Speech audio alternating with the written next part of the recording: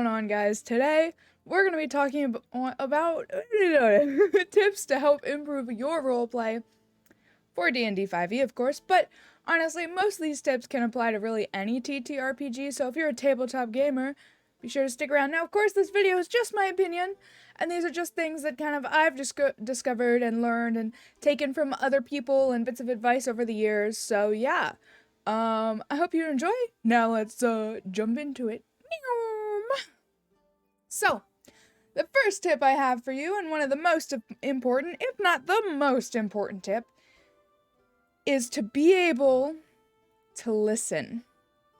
Lots of key story events, happen, and they don't necessarily include you and your character. You don't have to be involved in everything, but I think it's important to be able to listen to what your table mates are saying, to know the right times to jump in and when to say things, and honestly, I know this is crazy to say, but listening, especially at a table, at a table where there may be lots of things going on, listening can be a skill that you need to learn.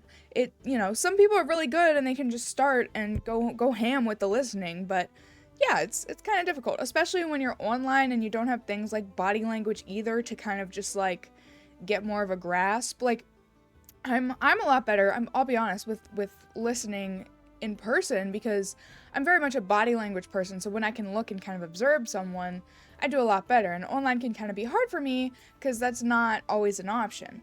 But, it's something I'm still working on, and I think listening helps a lot because, you can get right on those story beats, you know what's going on, and also you can do things like actually pick up names, and it helps to kind of invest yourself and feel like you're there in the moment.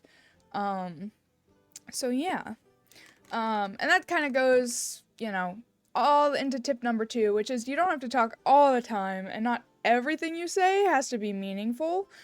Because you are there to have a fun game with your friends, and you can crack jokes and all that kind of stuff, but when it comes down to it too, don't ignore the chances for those meaningful roleplay moments and opportunities. Like, if there's a moment of awkward silence, sometimes it's okay to sit in the silence, but sometimes you also might want to take advantage of that and use that to do something really important. So, yeah, you don't gotta talk all the time, but, talking is also helpful. I hope you guys understand what I'm trying to say with that. Anyway, my third tip.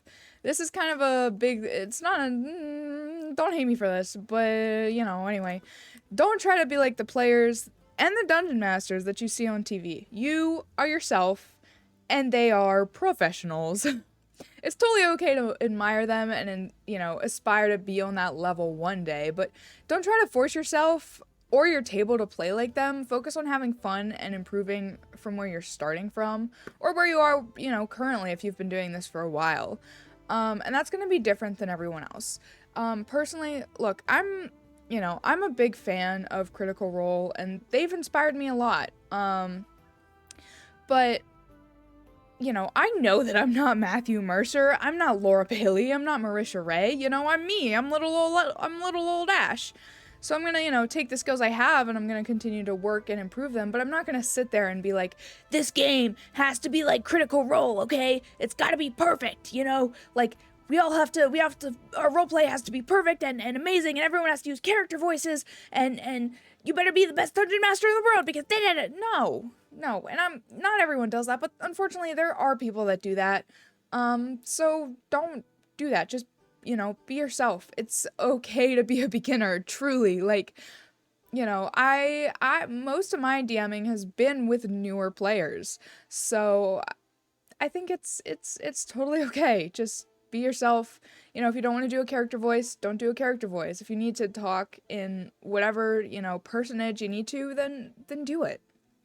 So, I also have some tips that may help you get into your character, especially if you're like a newer D&D player, or, maybe even a veteran, but you just want some tips to help you kind of really get into that zone. So, this one is one of my favorites, and it's making a character playlist. And this is, music-wise. So whatever your favorite music app is, just kind of go to it and maybe songs that you wouldn't even normally listen to, kind of just different genres, but think of what your character would listen to. Think about, what makes them tick, and what kind of music they may like. Like, you might hate country, but your character, well, maybe they're like a Furbolg chef from the middle of nowhere, and actually they love country music. So, and make a playlist. I usually aim to have my playlist be like half an hour to an hour long, because then I think it's a great way to, before a session, you can put on that playlist and kind of get into their head, because think of it this way, you're listening to the music of your character, even if you don't, even if you hate that music, which you're probably not going to put it on the playlist if you really hate it that much, but still, it's like, because you're not listening to it, your character as yourself is listening to it. So think of it through their eyes. And it kind of helps me to like just kind of get in the zone. So yeah. My second tip is just give them a unique voice. And we all don't none of us are really professional voice actors. I mean, if you are, kudos to you, that's awesome. But yeah, even something just like, like talking like a little bit lower, or talking like a little bit higher. It doesn't have to be anything crazy, like, you don't gotta go give them like a Russian accent or anything. So it's really just what is going to work for you, but something that's different than your voice. And I think that this will also help your fellow players at the table, because they'll know when your character is speaking versus you. So yeah. And I know this sounds silly, but if you're kind of nervous about speaking in a character voice, sometimes what I do is I'll do like silly voice drives, like when I'm driving. I'll like practice my character voices. And generally I have a lot more voices because I'm, DMing, but even when I'm getting ready to play a character, I'll like try different accents and be like, oh, how do I think this character would sound? Like, do I think that they would sound like this? Or do I think that like they would sound something more like this? And think of like how they would talk too. Do they have like quirks in their speech, maybe do they have a stutter, something like that. So yeah, something to kind of differentiate them from yourself. So kind of going off of that, something else that I think would be helpful is to think about the differences between you and your character. Your character is not the same person as you. You're playing someone else. I mean, unless you're playing yourself, but that's different. So think about an experience that your characters had that you haven't, and try and put yourself in their shoes and how that would affect them. So let's say that my character is a barbarian, and when they were little, when they were very young, their family was like brutally murdered in front of them, and then they were raised by their captors. So that's an experience that I haven't been through.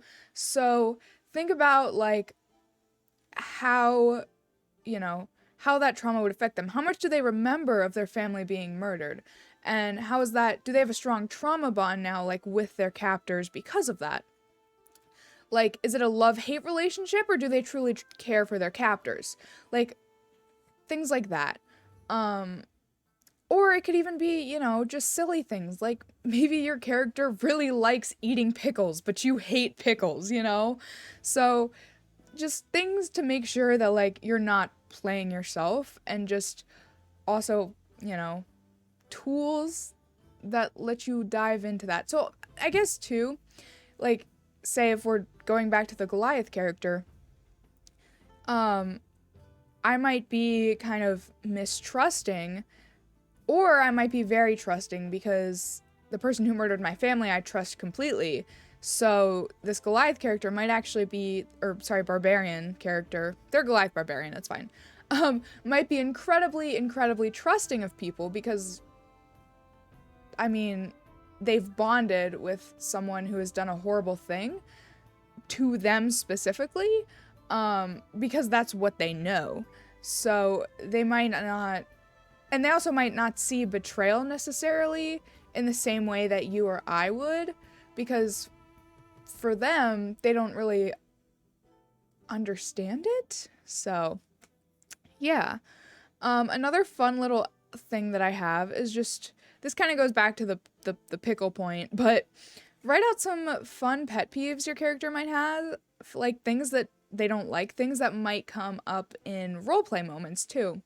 Like maybe your character doesn't like lots of crowds. So if your party has to go to a stadium or even a really crowded tavern, that might stress them out and make them really anxious. Or maybe your character, like, I don't know, really doesn't like classical music, right? So even though you might enjoy it, so you got to be like, every time there's classical music in the game, your character's like, no, I can't. Oh, and maybe there's even a reason for that, but there doesn't have to be too. It can just be things that, that might come up in roleplay, and they might not come up, but things that make them feel more alive, and also kind of make them feel like you're more connected to them, and give you more chances to really role play pieces of your character at the table. So, another point that I have, what is this? Point number 1, 2, 3, 4, 5? Question mark? I don't know. Anyway, think about your character's goals and weaknesses and how they would apply to each situation they're faced with. And if you were in that situation, how you would react differently. So, now I kind of touched about this earlier, when talking about the differences between you and your character, but this is kind of like big, big things. So what does your character want to do, right? So say if, I don't know, your character is faced with like a horrific decision where they have to choose between saving a party member. So 2 of your party members are dying, and you can only save one of them. The other one will die, no matter what. You, like, as the player, might really want to just, pick, like, choose